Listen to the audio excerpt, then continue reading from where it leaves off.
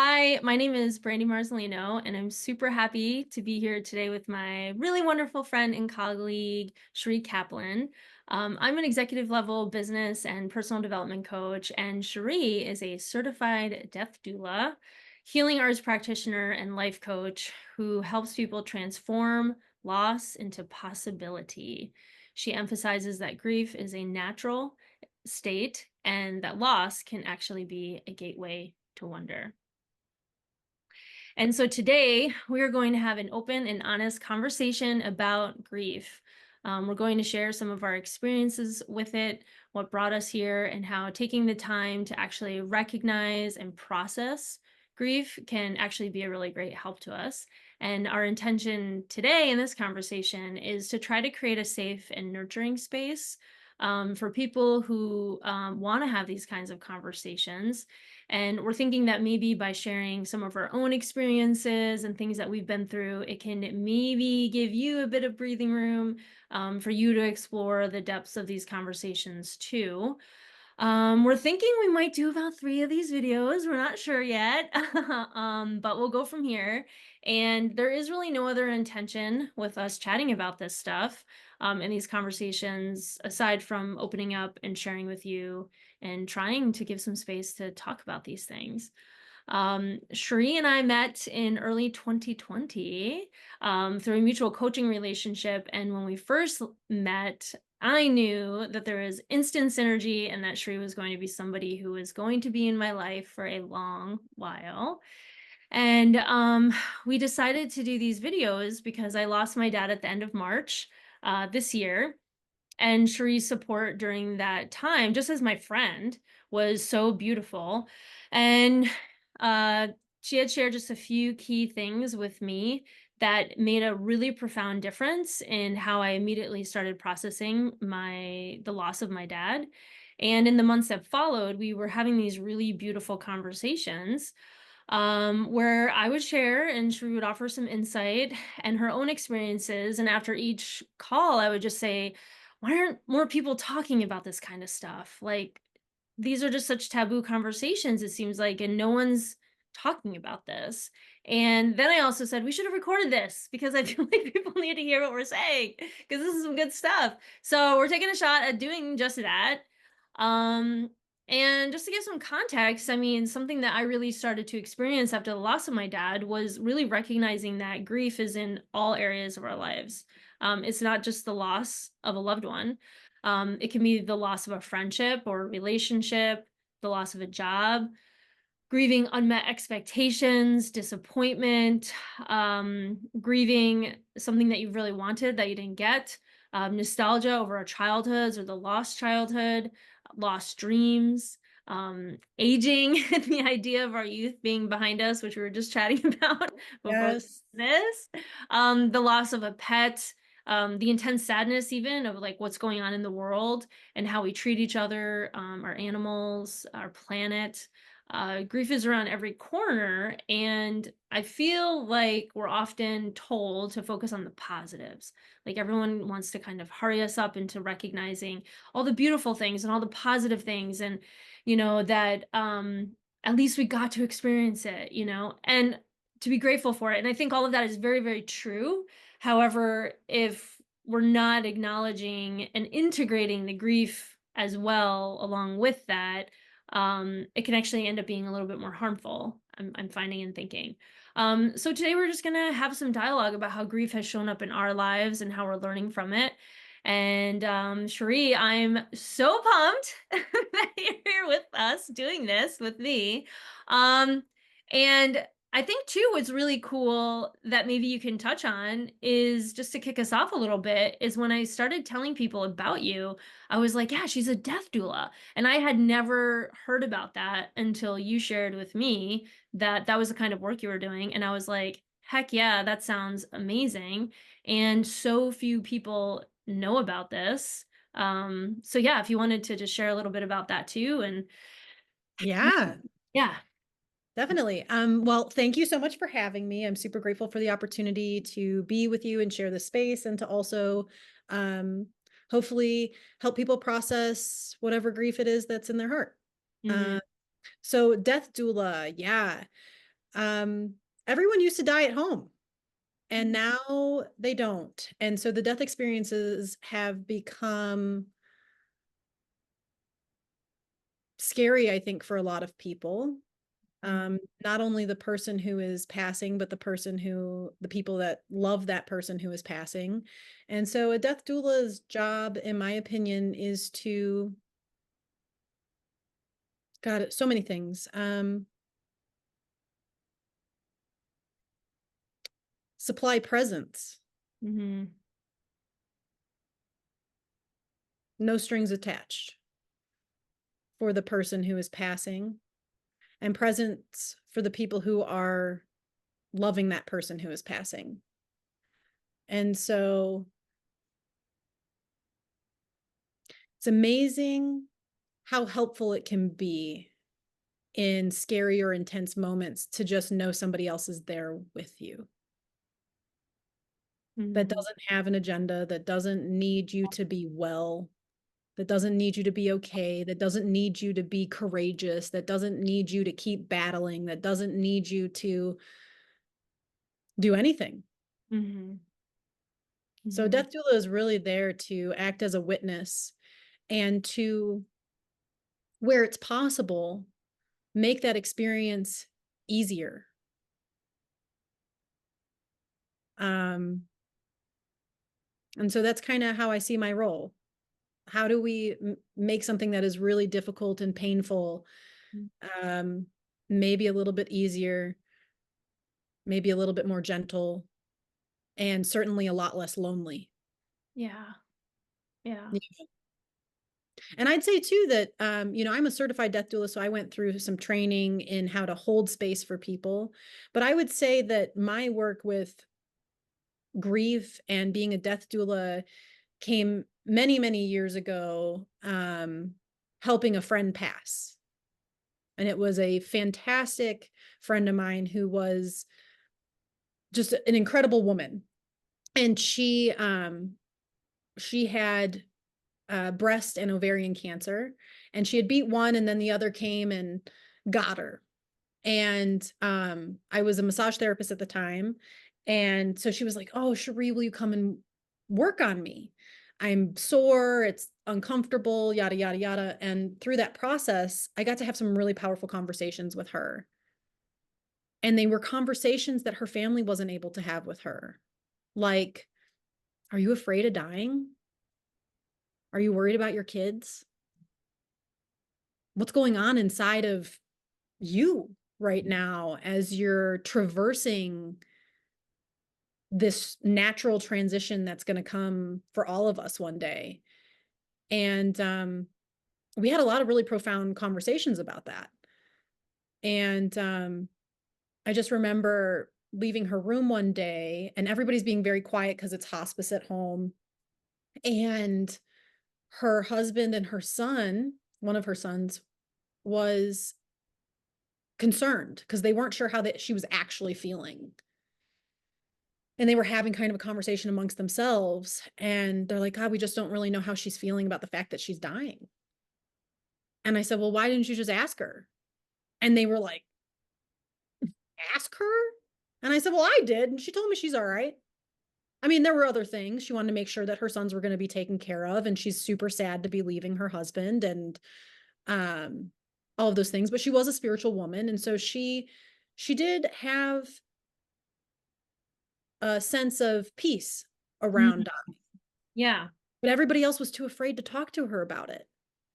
And it made me realize how lonely a death experience or dying can be. Um, and so I'm super happy to be doing what I'm doing. And then, it's like last year, Brandi, I had my own uh experience, however brief, to be told that I had an illness that could potentially kill me in 3 months to a year. And really sitting with, we can all say, "Oh, we're dying," but it's like we put it off into the future, and it's some unknown time. But when somebody puts like a more immediate time frame on that, um it was such an eye-opening experience for the people that I work with, like what they experience. It was like very, very eye-opening. And it was extremely painful for me in the time, thinking that somebody else might get to live the rest of their life with my husband, that I wouldn't be able to watch my nieces grow up, all of these things. And it was so difficult for everyone around me to even entertain this reality. I mean, it was 3 weeks of figuring out what might happen, how it was going to go. And my family did not want to talk to me about these very deep thoughts I was having, these very big feelings I was experiencing. Most of the people that I talked to could not sit there and just be with me in that and explore, well, are you going to remember me, and what will you remember me for? And what is left for me in this life? And I remember my littlest niece, she was graduating elementary school, and her mom didn't tell me that she was graduating. And I was so sad to miss that graduation when they told me. Um, and they said to me, well, there will be another, don't worry. And all I could think was, there will be another for you. You know, you have the comfort of thinking that there's a tomorrow for you. Mm. I'm very much in the present of, I don't know if there's a tomorrow for me. And Mhm. so every moment became so precious and special. And um, it really informed a lot of the way that I am working to live my life now, with the idea that there is an end. Yeah. And so, what does that mean for the relationships that you have in the present? What does that mean for your day? What does that mean for how you care for yourself? What does that mean for how you interact with people? So, um, and I've had a few other death experiences. I've been Yeah. heat stroke, dehydration, resuscitated, um, had an experience, right? So I really thought that when death, and I'm a yogi and I've been doing yoga for a really long time. So I thought when death knocked on my door, I would be really well equipped. And yet I was still presented with plenty of, uh, forgive me, but mind fuckery to sort out and emotions to work through and all of those things. So anyway, it gave me this really intimate insight into what my clients are dealing with and what other people are dealing with. And of course, you lost your dad, and I haven't lost a parent yet, but I lost a grandparent who was like a parent for me. And I just know what love is, right? And I think that that's something else that a lot of people who are grieving get to look at, which is, well, what did it mean to love them? And what does it mean to love them still? And how do I love them going forward, carrying the pain that is attached to that love? Yeah. Yeah, that's a great question to consider too. Yeah. Yeah. Yeah, I was thinking, I mean, just kind of referencing the loss of parents stuff. I think it was really interesting. And one of the things I started learning with this grief idea was that when my dad had passed, like I was really, really like inconsolable for a good 10 days or so, right? And it was just this like just so many tears, and I was crying so much, but I there was something inside of me that was like, this isn't all for him. Like there Mm. was just this something had been kind of cracked open, and it felt really good to just like let all of this out. And you might remember too, but I had this like shoulder situation because I had sprained my shoulder, freak fall, and all the energy workers and body workers I was going to see, and everyone was like, oh, you're hanging on to something, you're hanging on to something. And I got all the stuff going on to like fix my shoulder. And it was kind of this strange thing because I'd make some progress and then I would backtrack a little bit, and it wasn't like a frozen shoulder. It wasn't anything like medical, that was it was like kind of getting in the way. And then I had to drive back to New York for the services, and I'm just like bawling, bawling, bawling, bawling, bawling. And then about like 3 or 4 days after all this, I was sitting in the Airbnb and I'm like, my shoulder doesn't hurt. It was like so Wow. it was like, because it had been chronic pain forever, just like this pinch, this, whatever. And all of a sudden I was like, oh man, this is, the shoulder's fine. Like it feels all right. And now I'm like completely fine. And this injury happened last September and it had gotten way worse and went into March. I mean, he died the end of March. And here I am, August, totally pain free. Like my shoulder's fully back to the way it had always been. So I think, I don't know. But yeah, it was like, and I think it was just, and there's some, spiritual references to what the, left shoulder means and all this kind of stuff, but it was just this giant physical release of all of these things that I had been, I think, pushing down to carry on. And, with the loss of my mom, because my mom died when I was 14. And so because of that, that comes back up, right? Because now people are referencing this great loss that my dad had as well in his life.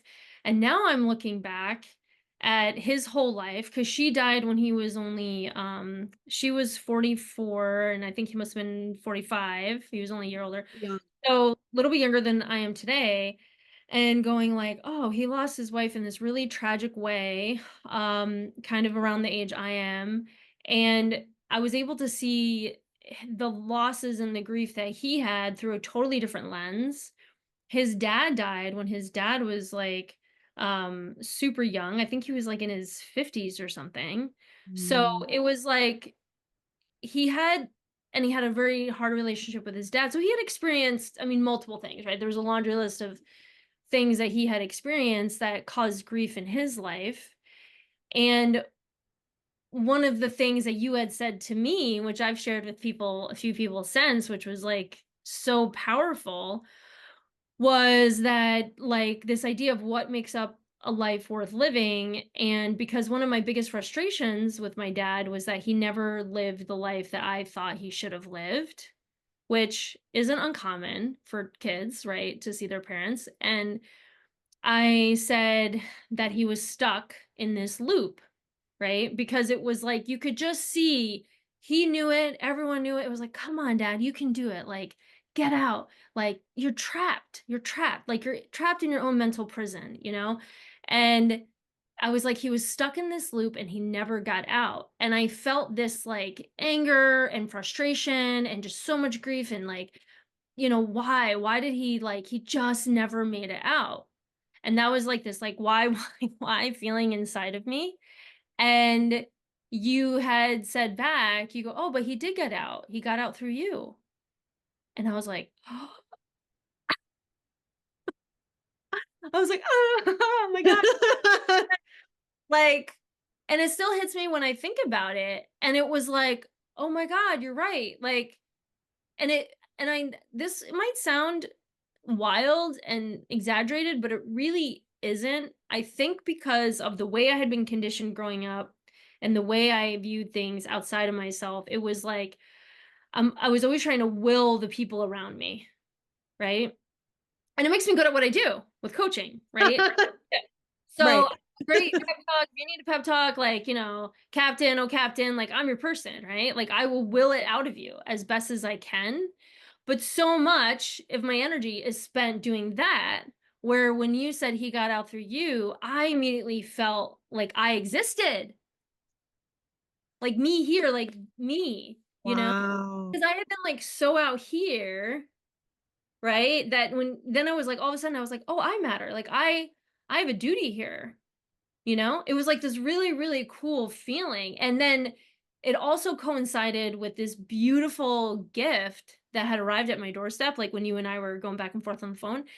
And this gorgeous gift showed up on my doorstep with this like beautiful note from some friends in my community, like showering me with love and just saying these really beautiful things about me, as a person and the impact that I have in their life. And I just lost it because I was like, I matter. I'm here. Like I'm living a life that I wanted for my dad, right?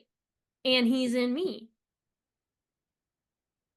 And I just thought I felt that. And it was like so cool to experience that. And that was what was really powerful that allowed me to go back and be present for his services and all that kind of stuff. And then I shared with you too that I was really nervous, like who was going to show up to his services because he became a bit of a recluse, later in life. And all these people showed up for me and my siblings. And I got to see that he really lived his life through his kids. And he really felt he was done. I didn't think he was done. I would have liked him to stick around a little longer, especially for, his grandkids, my brother and sister's kids. But like, he felt he was complete, and I could really, and everyone that came to his service kept saying, he loved you guys so much. And I remember when he did this, and I remember at this game, he said this and did this and this. And like, that was their experience of him. And as his kids, we had a different expectation, but it was really cool to think about, one, what makes a life worth living, you know, and who defines what that is, right? Huge. And then also celebrating that person's existence, the impact that they have with those around them too. And like the celebration part, and then also the idea of like this compounded grief that I hadn't really let out before, because like you've been saying, we don't it's like there might be one or two grief support groups in like your town or something like that that people can go to, and it's usually when you've lost, a significant person in your life. But we don't even talk about the grief of a threat to your life, or an unmet expectation, or the sadness I have about our planet. There's no grief support group for that. And people respond with anger. There could be protests and things like that, or, people doing dramatic things to like get their frustrations out, but to sit, like you're saying, in that discomfort, and how do we honor that? You know? How do we sit Yeah. in that pain and find the beauty in it, you know? Yeah. Well, and I think too, a big part of grief is slowing down. Yeah. If you're constantly rushing around, it's really hard to even acknowledge. And I think too, like a lot of us live in survival mode. Let's be honest, our world, there's so much going on. There's 10,000 things to take care of. Our nervous systems are on high alert. And I haven't even really taught people how to healthy ways to deal with anger. So how are you supposed to deal with this like deeper pain that has sort of been, at least in our culture in America, like the average thing, we don't have a process for grieving. Yeah. If you're not part of a church, or you aren't part of a culture that already has a very defined mechanism for grief, um, you are left kind of flailing and look and like grabbing for other people that maybe understand. And it's like for myself, anytime I tell somebody that I'm grieving the loss of motherhood because I wasn't able to have a child, their first thing is, well, have you thought about adoption? As if that somehow mitigates the loss of having a biological child, Mhm. and a lot of people don't even think about that. And it's like, well, when you have a biological child, you get to see your parents in them. You get to there's things, like adoption's really beautiful, but it's also not for everyone, and there's also things to be grieved in that process as well.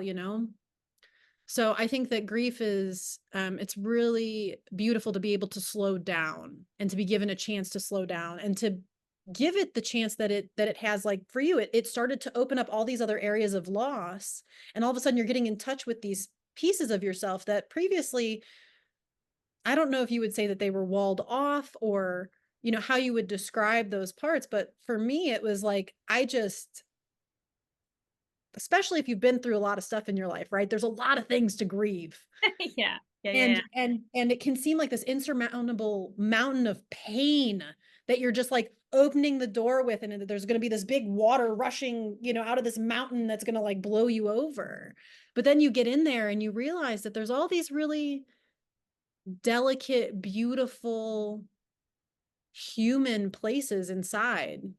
Okay, so just to circle back to your experience with your dad, it's such a common experience to want more for the people around us, Mhm. you know, and especially when it feels like their life was cut short or in some way their life doesn't meet the dream narrative that we had for them.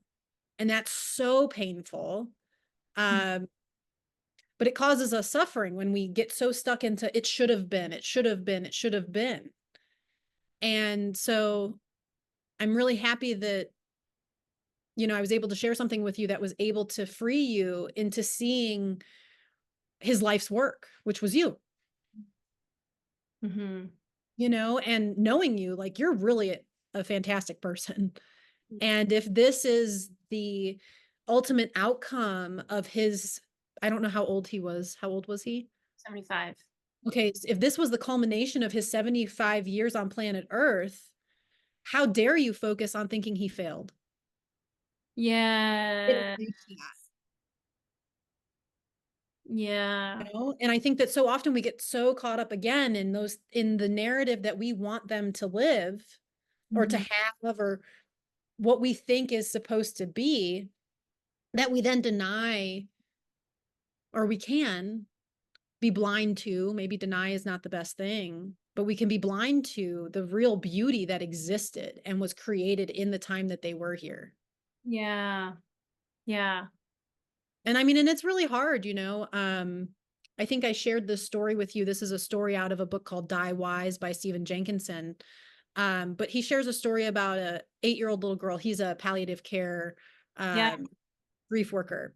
And the story goes something like this. He was called down to the children's unit, and there was an 8-year-old girl who was dying, and her parents were obviously just distraught.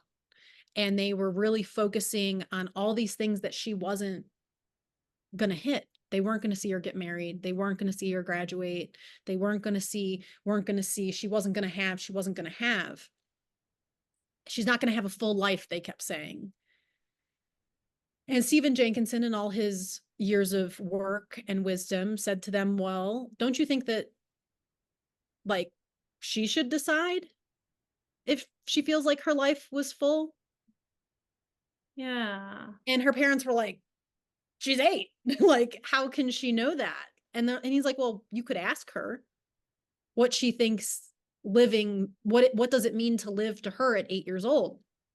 And the parents obviously were not in the emotional place to have that conversation with their dying 8-year-old daughter. And so they sent him in to have that conversation. And he relates the conversation went something along the lines of him explaining to her that her parents were upset. And she said, oh, I know that I'm dying. I just pretend not to know because it upsets my parents so much. Oh. She's 8, Mhm. right? That's very big for 8. And he said, well, okay. So they're all upset that, you know, they don't really feel like you really lived. Like, do you feel like you lived? Do you think you could come up with some examples of how you lived? And she said, yeah, I think I can. I know what you're getting at. I think I can tell you these moments of living for me. And Yeah. so he goes, okay, well, give me like 3 examples. She goes, okay, number 1, I rode a horse. And she described the thrill of Oh. riding a horse. Yeah. Okay, that's definitely life stuff. That's the stuff life is made of, right? Like the thrill of being on a horse. Goes, okay, great. So he wrote it down so he could go tell her parents. Goes, what? It's another one. She goes, well, I fell off that horse. Mhm. And he's like, okay, where is this kid going? Is she about to tell me she got back on the horse? You know, like this kid a bit of a comedian or what? But she said, you know, that was I faced a scary thing and it was unsettling, it was unpredictable, but I felt really alive in that moment. And so then she proceeds to relate a more recent experience that she had the week prior to being admitted to the hospital. And she says, last week I was playing with a neighbor boy. And she said, you know, we don't have much to say to one another, but we play all the time. And she said, and I was sitting in the sandbox with him, just looking at him. This always moves me. Um, and she said, and I realized that this was probably going to be the last time that I got to play with him. And so she said that she was just really taking in, like looking at him. And that as she was looking at him, a fly landed on his face. And she said she was so disgusted that this perfect image of this person during this last time of this last thing that she was going to do would be marred by a fly on his face. Yeah. So she said that she went to flick it off of his face. And as she did, her fingertips just ever so slightly grazed his face. And that was her third description of a time where she had lived a full life. Mm. And so to me, that's really powerful because we oftentimes, there's this narrative that none of these bad things should happen, that no one should die, no one should get sick, no one should get injured, accidents shouldn't happen. The worst thing is a child dying. And I think that then when those things do happen, it makes it that much more difficult to process for the people that it's happened to, Mhm. because the narrative is this should never happen. Yeah. And so that just creates a whole new layer of things to work through. So um, I think we all maybe need to be a little bit kinder and easier on one another about why we're here or what our lives are supposed to contain or look like or what's supposed to happen for each person. Yeah. Yeah. Yeah, that's like such an interesting thing for it's so hard to even like fathom that, like this idea that everyone should have like the same great experience. And I don't know if like everyone has that like firm belief, but it's also like you're saying the people that you really love or that you really care about are just human to human. You want certain experiences for people. Um and this because kind of in that spirit, like you had said too, like maybe the purpose of your dad's life was to do these few things, you know? Like because we create this sort of we print our cultural narrative on life stuff, and I'm sure that little girl had a profound impact on the people in her life in that short amount of time. And like, what will that have offered them in their lives? Right.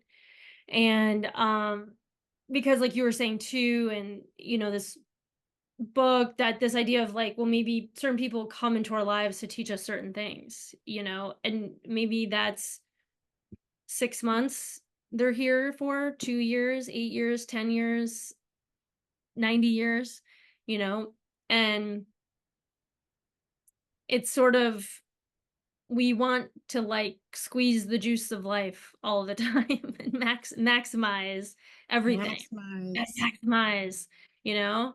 And it's YOLO. I know.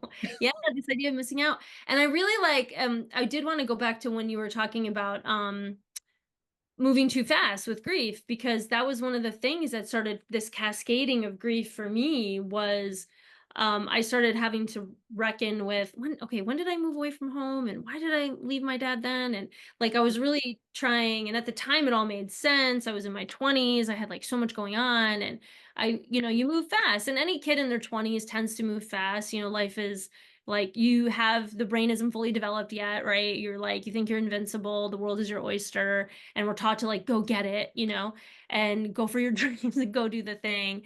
And so yeah, I was doing that, but and I remember my dad like really trying to muster the courage to be like, okay, off she goes. This is what I've wanted for her, and I've also want her to stay in my back pocket this whole time. And there was always this sort of push pull. And our relationship you know, I know not everyone's relationship is like that, but it was like I felt like I was leaving him, you know. It wasn't like, go, I'm okay. You know, there was a sense of grief on his end that I really, really felt. And I never really paused to even take time to process that, right? Of like, because we go through these big life changes and sometimes we go so fast and we're not thinking about them. That's what I'm saying. Well, Like, yeah, and they catch up to us. yeah, They catch up to us, and then like, go what fast. you experienced, you have this moment where the floodgate is opened, or Yeah, the crack has been made, yeah, and now you can see inside and realize, oh my gosh, there's all these other pieces, all these other parts. yeah, yeah, And I think that that's why why my big thing is like, to grieve is to be human, yeah, yeah. because things, and maybe it's age. I don't know if it comes with like time and age, Wisdom. and understanding how quick it really goes by, and how much these little decisions can take us away from where we thought we were going to go, or the things that we think we're going to be capable of, and then we're not, for Yeah, whatever reason. yeah.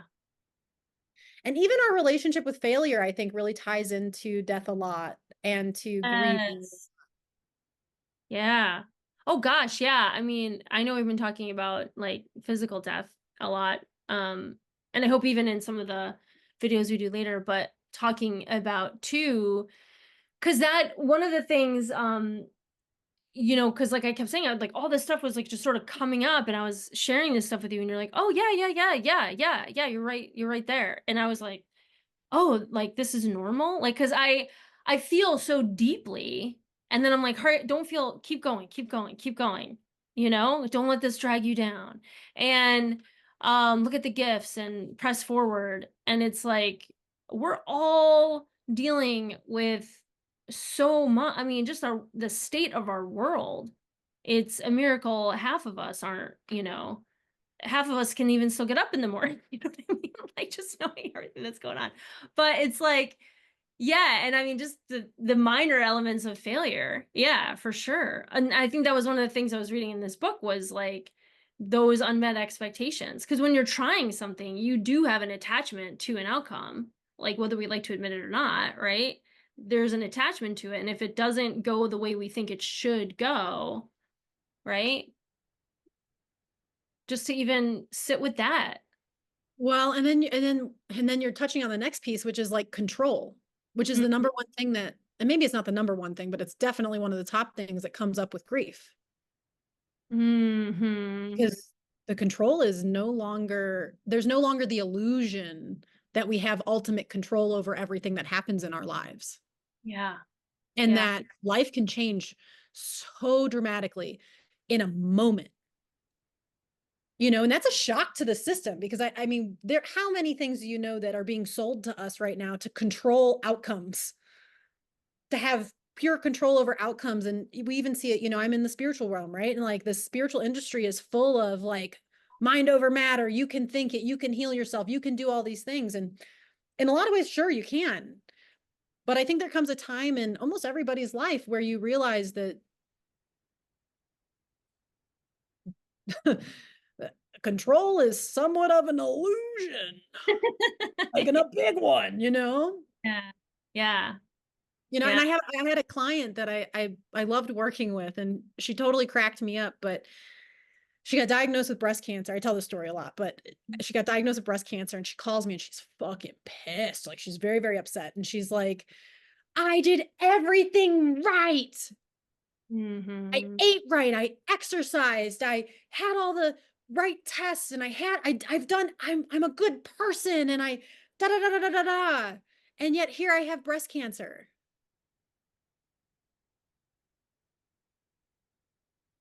Hmm. And I said to her, I know it sucks, right? You can do everything right in life and you're still going to die at the end. Whether it's now or later, it's going to happen. I mean, that's horrible, right? But like, I this know, is but it's like it's the far out. reality that people Yeah. are so blind to. They do not think about most people do not walk out in the world and think, wow, I could die today. Yeah. Yeah. Yeah. But it really changes, I think I would say it's not a bad practice to at least think about on occasion so that when you do encounter, whether it's a death of a dream or death of something, that the change is not so, I mean, death will always be earth shattering for people, but maybe it won't be so surprising when it happens, or maybe it won't be so uh intense or unexpected, or I mean, I don't know, I'm still playing with it. People will have to report back to me how it goes with them and their experience, but Yeah. um I I know know it's that pretty that I proactive. appreciate being able to live with these thoughts because it does Yeah. change how I interact with people. It changes how stressed I get about little stuff. Yeah. Yeah. Like, "Oh, there's traffic. Oh, I'm gonna be late. Oh, I didn't finish this project on time, and the client's gonna have to." I mean, I'm not in a business, well, I am in life or death, but I'm not in a business that is, you know what I mean, where the urgency is gonna cost somebody their life. Most of the people I work with are already passing or they're already in a very deep transition state, so I don't deal with emergencies. But, um, I think I think, getting over some of our denial about our own control and our own finite realities in these bodies can Yeah. be a good. Yeah. And I think too, like, because you and I are both in like the personal development and coaching space. And I think what I also hear you saying is like, and this has been passed down to me as well from mentors, is really doing the inner work. Because like you're saying, we could be chasing, chasing, chasing, chasing because we're trying to build this life or maintain the life we've built, right? Which is usually stuff.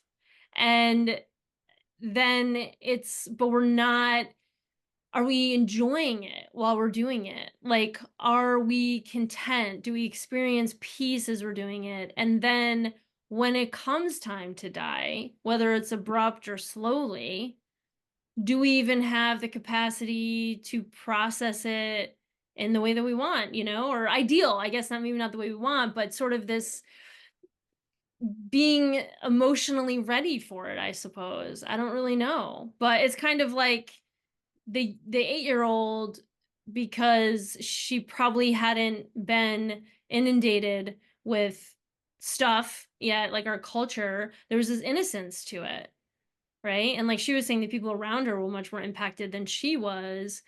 And because I think when we're still so young, we're still so attached to the spiritual side of ourselves, right? Yeah. Like there's something within us, like a knowing. Um, but yeah, it's like, where are we spending most of our time, you know? Well, Um, and just the good enough. yeah. Yeah. I think that so many people get to the end of their lives and they haven't processed most of these things, and then it is a mountain Yeah. that maybe they will or won't make peace with. And I think that um in the death trade we talk a lot about what it means to die a good death. Yeah. Yeah. Yeah. Yeah. Yeah. And so, like, what does that really mean? Mhm. Yeah. Yeah, You and I know, think want too, to like, get to the end where you have like a giant suitcase that you have to unpack? Or do you want to uh, get to the end feeling pretty light? I mean, there's going to be stuff, right? I mean, it's like I had these death experiences. I meditate on death every day. I work with death. I'm around it. And yet when it came time for me to face my own, I was like, "Ooh, okay." And I'm somebody that's like, I prepare. I'm like mentally, physically doing the inner work and stuff. So I can only imagine the terror and the intensity and the emotionalness for somebody who hasn't even ever thought it was possible for them to die. yeah, and I can only imagine that ties in with the struggle someone may have with grief, because it's like I experienced with my dad, it had me confront my own mortality. Because I was like, okay, I knew he was going to die because, there was a good statistical chance he was going to die before I did, just based on, life stuff. So like, and just how it usually works. And so even when he died, I was like, but wait, you weren't supposed to go. you're supposed to be around forever. Like I knew that he was gonna go, but it still was like, oh no, that wasn't supposed to happen. And there was like the little girl in me was like, no, wait a minute, Dad. Like that, no, you know? And then I had to go, all right. Um, he lived 30 more years than where I am right now, right? So I hope I live longer, but dude, 30 years, It that's goes not that by long. fast. It seems like such a small amount, doesn't it? After you've already made it through like one set of 30, you're like, wait. Yeah. But even if I have 40 more years, that's like 50, I could be like, okay, that's cool. But most people don't want to live that long even, right? They start to get to that time of their life and they're like, this isn't fun anymore, right? And Yeah. then the idea that I'm going to maintain this physical state, I'm not. I mean, yeah, cool. Maybe I'll be this like badass 90-year-old, right? Doing push-ups. Statistically, not too likely. I'd like to be able to walk upstairs and maintain, but who knows? Like you said, who knows? Anything can happen, right? So it's kind of like, all right. And I think that also opens up the grieving Yeah. portal some more. And then it's like celebrating life in the spirit of grief. And it's not just celebrating the life of that person. And I found myself in a meeting the other day saying, God, what a privilege it is to age. Even though, I'm very confronted by the wrinkles and all these and my skin changing and things like that because our, society, it is just what it is. But it's like, wow, this is a privilege. Not throughout the world, most people don't make it this long, and still feel good. And so then it's like every day I'm like looking at when I wake up, like, okay, it's a privilege to be doing this. It's a privilege to be alive. It's how lucky am I to be here? And I never thought about that until my dad died. Mm. What And another gift. What a beautiful gift he gave you. yeah, and it's like he was an expected death, Oof. and even having being sad around my dad dying, I was embarrassed by it because I'm Oh like, my God, what? because it's like he was older and like, yeah, every parent's gonna die. Like, don't be so dramatic, Because I was just feeling these things inside of myself of like, yeah, parents die, and it's like, get over it. These are the things I'm saying to myself. And what we talked about is like people don't necessarily feel comfortable talking about it. I shared with a few people like this is really really really hard, harder than I ever thought it was going to be actually.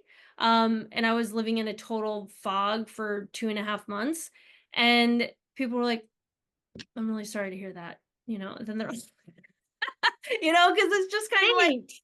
what do I do with this? And especially for somebody like me who's usually like upbeat, you know and then I'm like, I was knocked on my butt because all of the grief opened up too. Here I'm trying to justify it. I can't just be sad for my dad. It had to be the world's grief. So I have to make it into something bigger, which I'm just realizing now as I say this out loud. But yeah, I was sad that my dad died. And I know we're kind of getting I'm close to glad that you're sad time. that your dad died. That's pretty normal.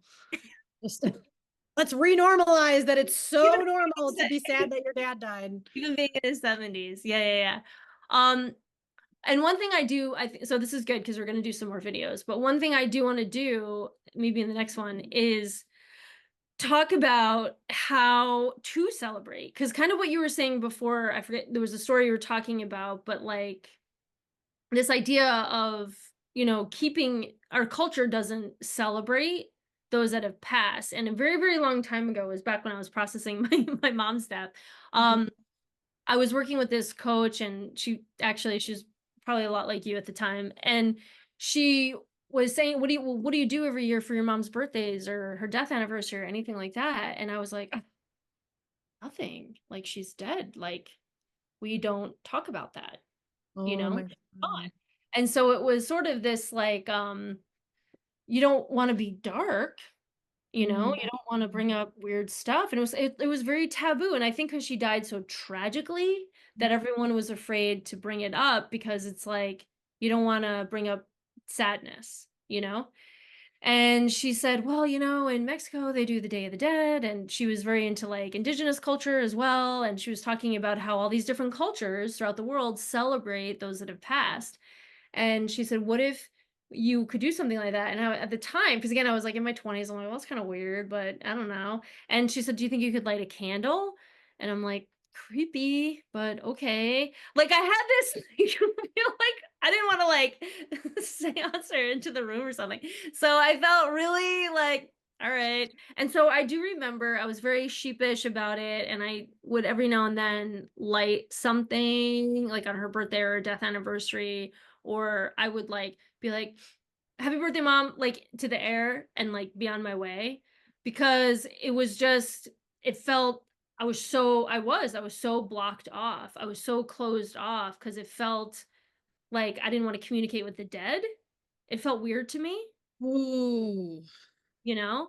Yeah. So it's like now I do, I celebrate the solstices. And so I really try to do the light and the dark. And now we've been integrating, in the winter, it's celebrating death, right? And I needed that to sort of pull that out of me more and talk about like the seasons, right? There's death and there's life. And so it's a cool opportunity for me to use that as a platform to take photos out. And this year, or in the this year for solstice, even with the summer solstice, I did have some stuff from my dad out even still. And like and Ian, my husband, he has brought people in that have passed, like photos of them, and we kind of go around and we share stories or like what they meant to us. And I think there was a saying like a person doesn't die until the last person Says says their name. their name. And so I was like, oh, this is a cool way Mm. of, and I'd like to introduce that, even, and my family might do it on their own too. I have no idea. We don't talk about it. It's really beautiful. Well, I mean, I think a lot of that when somebody passes and you're talking about some of these things, you're like, I don't want to talk to the dead. And so I think a lot of this too can really be informed by people's relationship to what they believe about an afterlife. Yeah. Hmm. So there's a ton of stuff that can get brought up with that too. Yeah. I get that. I get that a lot. It's interesting because I had, I do journey work and stuff. And Yeah. so in June I had this journey. And what really came through to me, the insight that came through around my own grief was don't make your, what was it? It was don't make your grief a gravesite you don't visit. Make it a garden you tend to. Ooh, we got to write that one down. That's a good one. Yeah, it really stuck with me because I think so often we're like, "Oh, it's painful. We don't know how to be in that. We don't know how to be there." And when I saw it as these two different things, like, "Oh, I can go into the garden of my grief." Well, what's growing in my garden of grief? Mm, Amazing things are actually growing there when you think about it, right? It's like I look at the grief of from my grandmother and what does that do for me now? It makes me want to feed people and mm, comfort people and give them tea, and I don't crochet but she did, and so I think about, oh, maybe one day I'll make somebody a blanket.